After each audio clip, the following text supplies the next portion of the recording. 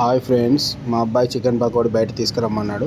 బయట ఎందుకో బాగోదని ఇంట్లోనే ప్రిపరేషన్ చేస్తున్నాను. హాఫ్ కేజీ చికెన్ తీసుకొచ్చాను. ఇందులో కావాల్సినవి 1 table spoon oil, 1 table spoon పసుపు, 1 టేబుల్ స్పూన్ సాల్ట్, రుచికి సరిపడినంత కారం,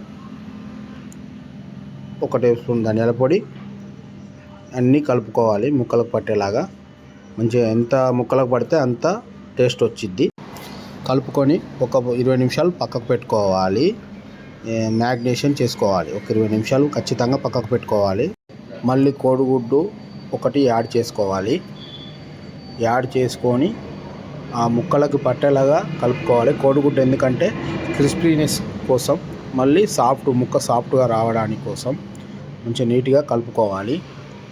ఇప్పుడు అందులోకి ఒక హాఫ్ టీ స్పూన్ మిరియాల పొడి వేసుకోవాలి. అలాగనే కొద్దిగా గరం మసాలా కానీ చికెన్ మసాలా కానీ వేసుకోవాలి.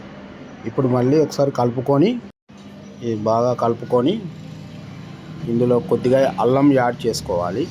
అల్లాన్ని కూడా ఒకసారి కలుపుకొని కొద్దిగా కార్న్ఫ్లవర్ 1 టీ స్పూన్ మైదా పిండి క్రిస్పీనెస్ కోసం ఇవి వేసుకొని కలుపుకోవాలి. మళ్ళీ ఒకసారి కలుపుకొని పొయ్యి మీద బాండి పెట్టుకొని మీడియం ఫ్లేమ్ మీదనే కాల్చుకోవాలి.